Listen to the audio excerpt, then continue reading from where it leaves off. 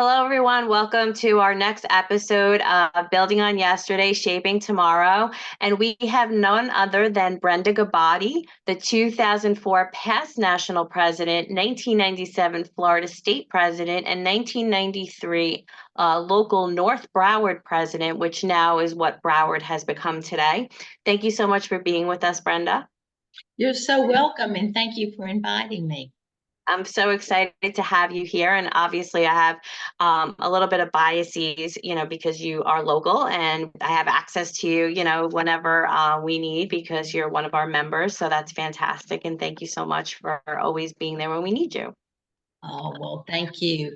It's really exciting to know that our at one time was just such a little chapter, but yet this chapter has developed three national presidents just from our chapter. So I think that's kind of cool. Yeah, it's very, very exciting. So, kind of segueing into that, if you can give us a brief introduction about yourself, we'd love to hear more about you. Well, thank you. I am just so committed to Women's Council in leadership positions. I'm so excited. Anytime Lori asks me to do something for her, I'm right there for her. I have such respect for her leadership, and I've been privileged to work with her not only at Women's Council but at our local association. So, saying that, it seems like I've been in some type of leadership position, as she mentioned earlier, since the 1980s. And wow, that even seems like a long time to me. But it's amazing when you believe in commitment, engaging in whatever you're doing, whether it be teaching or whether it be a community organization. If you really believe in it and your heart's in it, well, then it can only bring good results, not only to yourself personally, but to people around you. So I'm just got hooked many years ago, back when I went to the local chapter of Women's Council, and really felt that it was an organization that I wanted to be involved, and not only involved, but really engage in sitting at the table and helping make decisions. And to this day, I feel the same way. Love it. So let's get right into it. So, as a past national president of Women's Council of Realtors, what would you say are some of the major contributions you made to the organization during your tenure? Well, gee, there's when you're president of a large organization nationally, you really have to wear many hats. You have to think about the local chapters, networks, which was one change we made.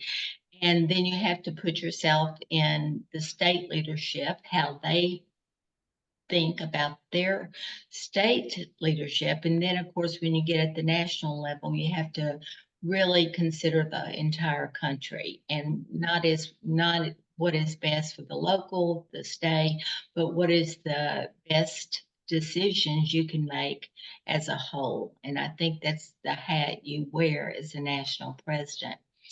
One of our big discussions, you may have heard about it from some of the other interviews that Lori's done, was right in the 2000s, beginning of the 2000s.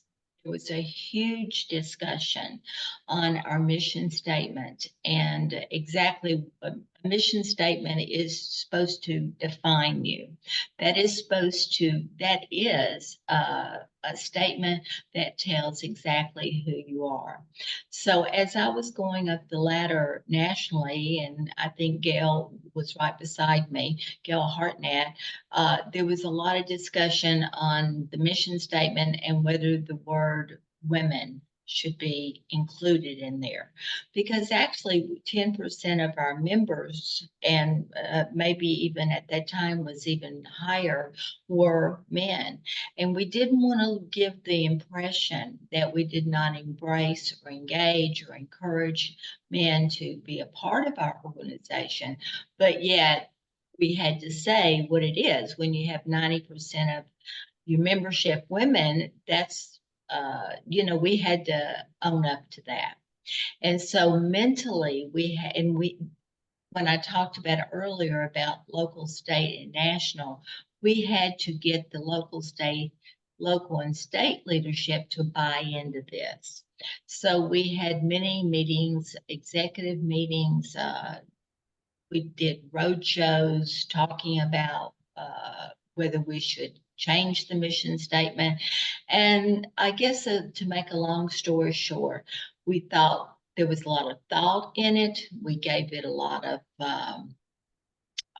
we put a lot of data research in it, and we decided that how could we promote ourselves as a women's organization, which is basically what we are, as long as we encouraged, embraced men also to join us. But typically men joined men to even today join Women's Council because not because it's a women's organization, but because they believe in our mission statement, they believe in our goals, and they want to be around professional realtors. And even if you look at the National Association, 55%, I believe, are women. And so, say it like it is. And so it was quite a discussion on not hiding the fact, not trying to say, well, we don't want men to join our organization because we did then, we do now, but we want them to do it for the right reason. We want them to do it because they believe in our goals, our mission, and what we stand for. I love it. I love it. It really is. I mean, when you think about the amount of time that it took to even get to that point, I mean, when would you say some of the, even like the conversation even began? And then, coming to all the way to 2004, how many years that kind of had been in the making in a sense, would you say? Those discussions, I think, still take place today. I just don't think as much because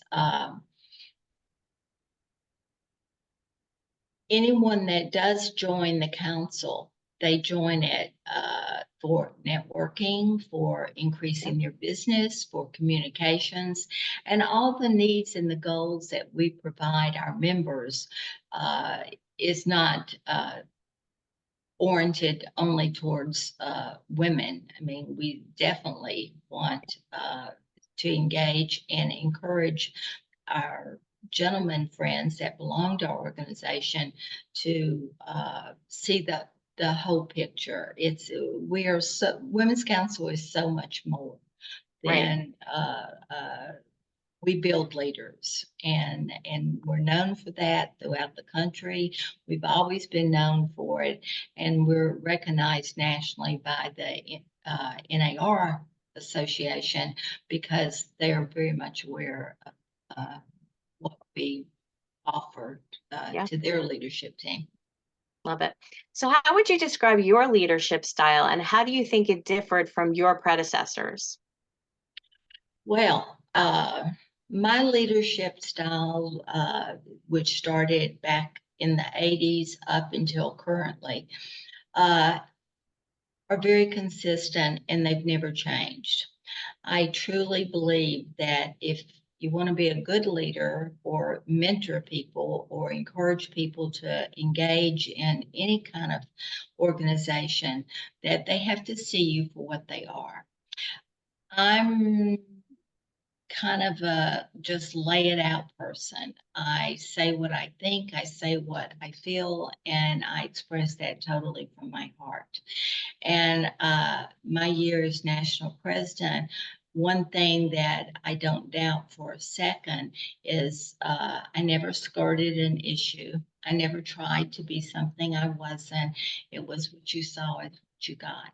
And I think that's pretty much still today when asked to engage or get involved in any kind of leadership position.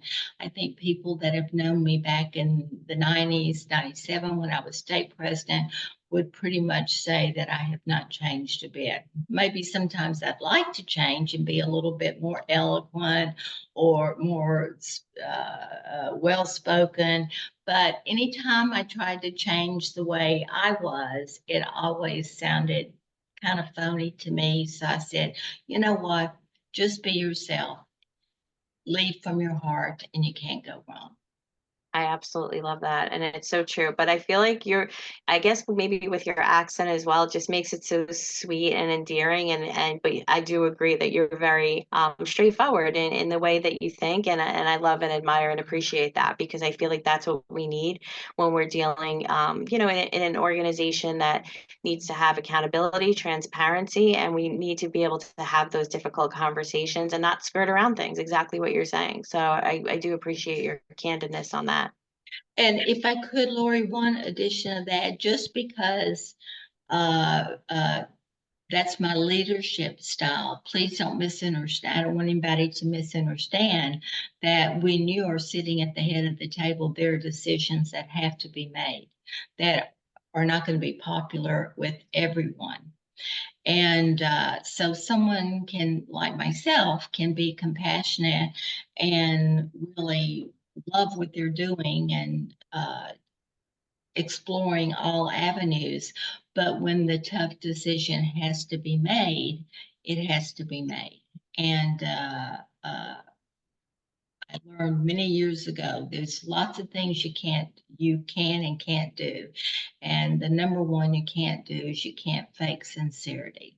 So if you have to make a hard decision that's not going to be popular with everybody, those decisions have to be made, but they have to be clear and explained why it's for the betterment of the entire organization. And I think that's probably my rule of thumb.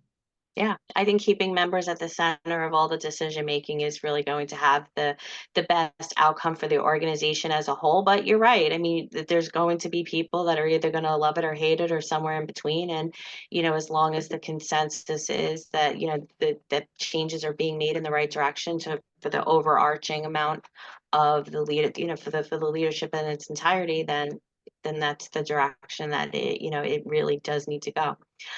So touching on that, because you did have challenges, what types of additional challenges, or maybe you want to embellish even more on what we were discussing before about even just changing the mission statement, so what types of challenges did you face during your presidency, and how did you address them?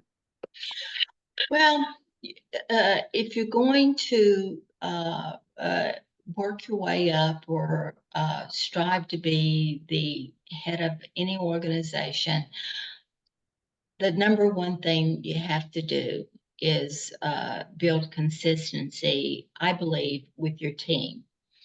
And because it's not just one decision, it never was my decision, it was always the leadership decision. And keeping everybody, again, here's a prime example of me speaking from my heart. You want everybody to play nice in the sandbox. Mhm. And that may sound a little elementary, but sometimes leadership can be something that simple, that direct. Building consensus on any major decision, whether it be our association, our local association, our realtor association, our national association, if you don't have everyone looking at all angles, not being afraid to or intimidated, which is a better word, not being intimidated on really expressing your viewpoint, then you're not going to get the whole picture. So I found when I was sitting president, one of the major challenges was to convey the importance of everyone coming to consensus.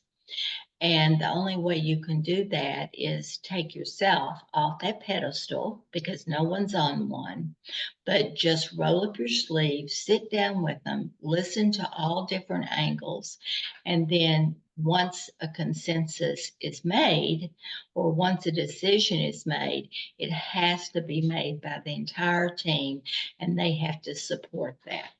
So, as a president of any organization, you cannot expect your members of that organization to embrace change unless the entire team is supportive of it. So that was one of my challenges. And I was very pleased to see that our team, I always say our team because I think it was just an awesome team, maybe a rarity. We all respected one another's opinion, Mm. and once we came to a decision, we supported it totally. Love it. So, what was your vision for the future of the council then? And have you seen it played out in today's terms of influencing current programs, policies, priorities, even leadership opportunities? One discussion, I notice all our networks now use the word strategic partners. I mean, that is just the language. Any of our sponsors, any of our affiliates. Actually, I would like to say that that phrase, strategic partners, came from my tenure or the team that was in place. I had Gail on that team, Judy Moses, Betty Kincaid. And we started talking back in those days. So this is when it really came to play. We started talking about, why are we calling these people sponsors? We asked them to sponsor events. We asked them to get involved, to pay for things. Let's just call it what it is. True. But what are they? They're really our strategic partners. And these are groups of the banks, the lenders, the title companies, the home inspection companies, any of these people that sponsor us came and really are strategic partners. And that came back in the early 2000s. I think that, as I said earlier, that developed during that tenure of leadership. And I know in the last event that I just went to, that you asked me to be on a panel, which I loved. The very first thing I did was go around to every single table. Let me use the word sponsor now because that's what, they help pay for everything, and thank them for being our strategic partner, supporting our mission statement, and giving to supporting our vision. And I think that that's so important because if our strategic partners don't see a reason or a benefit from engaging in our organization, well, then why should they? And so I think that's so important. And I'm so glad to see that back in the early 2000s, when we started talking about this, it's just such a, like, it's just so common. I mean, you never hear the word sponsors. I know in any network that I go and visit and speak to or connect with, they always stand out with the strategic partners. And I think that gives them a purpose and a meaning.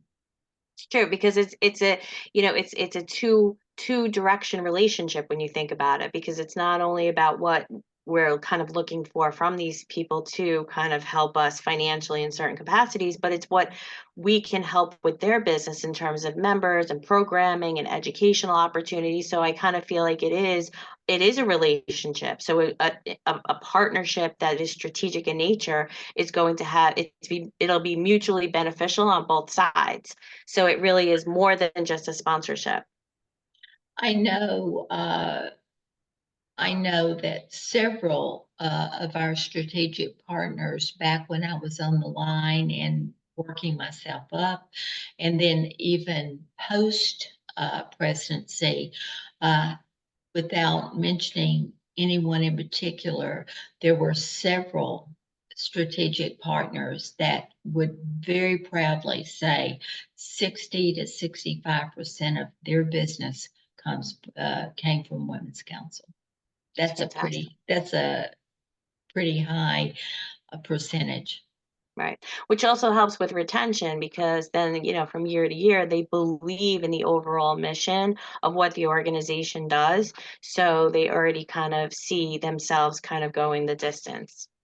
Yeah. So you touched a little bit before on mentorship, and mentorship does play a big role in leadership. So what impact do you believe your mentorship has had on the council's members, fostering growth and development? Well, it gives my heart pleasure to see people that are still engaged, involved in Women's Council. I love seeing them also involved in our association, and I really don't. I can't if I couldn't even name anyone in any high positions of leadership, either on Women's Council or association, that has not been part of Women's Council. And how does that happen? I mean, the same way it happened to me. I mean, I went to a meeting, I was in awe of the mission statement. I wanted to be around professionals, and I was asked, would you like to join us? Would you like to sit on a committee? Yeah. Would you like to chair a committee? And, anyone that has chaired or vice chaired or uh, been involved in the committee structure of any organization knows that it's work. It takes time. You have to prepare for it. You have to have your agendas. I used to say Women's Council, they join the committees, they write the agendas, and they lead the charge on 90% of decisions that are made in our profession. I love it. And I would just like to, kind of piggyback off that question. Like, where did you see, what kind of opportunities opened up for you after being a past national president for Women's Council? What other opportunities opened up for you, maybe within the association, whether it's NAR, the local association, Florida Realtors, any of those things that you want to touch on, that it just the doors that it could possibly open and just the experience bringing to the table? Well, sometimes you have to make tough decisions on what you want on your plate and how you're going to balance it.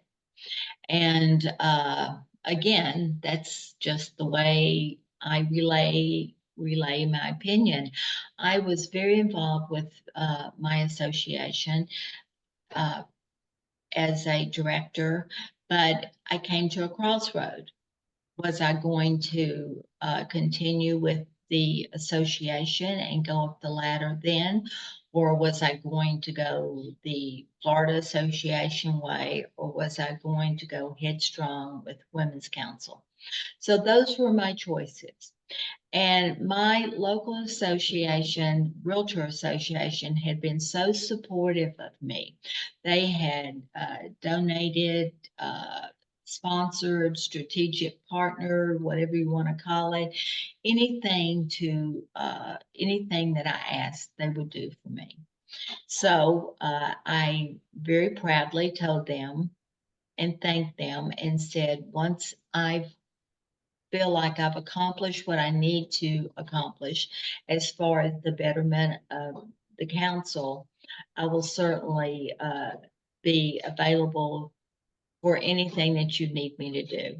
Well, they didn't let me forget that. Believe me, they reminded me the day after we installed our next national president, there were people there saying, "Gee, remember that statement?" I said, "I'm all yours." So that certainly led the door to me getting engaged in our local association, which at the time was the Fort Lauderdale Association. I immediately ran for getting on that line. I was elected president. I was elected the president in 2010 and have probably been a Florida director for 25 years. And that opened the door to professional development. It opened the door to communications. It opened up to chairing 15 committees for Florida Realtors. And none of those doors would have been opened for me at any time if I had not had the teachings, the skills that I learned from the council. And to this day, they still do. I sit on strategic planning, national focus for Florida Realtors. I've been on finance. These are committees that really make a difference in the everyday life of realtors. And I've been very privileged to sit on all those committees. I still do. I've chaired most of them. And none of that would never have happened if I had not uh, fulfilled my engagement with Women's Council. Love that.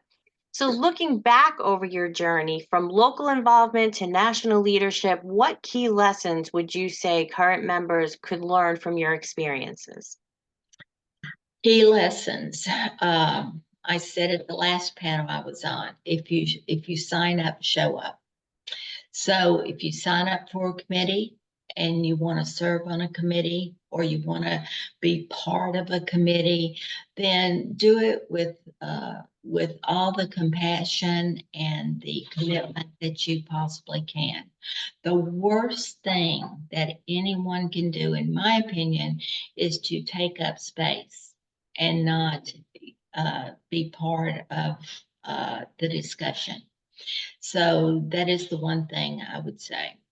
The second thing I would say is do your research. I mean, Women's Council leadership may not be for everybody. There are many wonderful community organizations, your city councils, your city government, that we can have a voice in.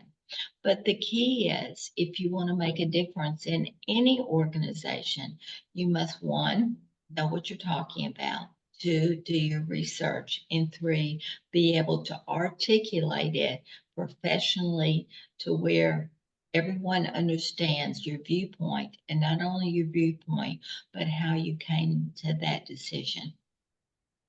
Love it. Love it, love it, love it. Couldn't love it anymore. It's just so spot on in terms of exactly what, you kind of need to bring to the table, because sometimes having a seat at the table is the first step, but then what are you going to do when you get there?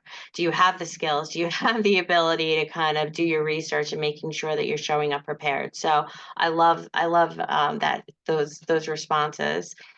So as we're coming to a close, any sort of kind of opportunity to give, not really like a closing statement, but just any sage words of wisdom. If I knew then what I know now, what you would love to, typically you say that I would share with myself, but in this case, what would you share with our members? Well, keeping it simple, I truly believe this, and I've mentioned more than once that when I give my opinion on something, it comes from my heart. I really, really believe that any leadership position or any involvement in committees or structure or organizations that I've been privileged to sit at the table or as a member or at the head of the table, I really believe that it has increase my skills, my professional skills. We negotiate all the time for our clients, and you can do it the soft way or you can do it the hard way. You can you sometimes have to lead your clients to make good, sound business decisions for their family. And I know that it helped me with my family. At the time, I got I had two boys. Now they're two adult boys. I've been married to my husband for 56 years. So I think probably, yes, I was in junior high when we got married, but I really believe with all my heart that my engagement with any type of leadership has made me a better person. I think it's made me a better listener. I think it will help you build with your family more because you're sometimes away so much doing business, selling real estate, going to meetings that when you get home, you're actually so glad to see them. And so that just makes your relationship stronger. I think it's made me a better realtor, it's made me a better mother, and hopefully a better wife. Well, this has been amazing. Thank you so much, past national president Brenda Ghibaudi. Love that you are always there for even the Broward Network, and how I remember kind of, when we had been speaking, in my ear, you had mentioned that once committed to the council, always committed to the council. I'm there if you need me, and that is just so true. So we truly appreciate your time today. Thank you so much. You're so welcome, and I wish you continued success in your journey. And to whoever watches this video, I can't thank you for taking the time because you're very important to us. Our members are the foundation of the county, and we appreciate you. I love it. Thank you so much. Have a great day. You too. All right, take care. Bye-bye.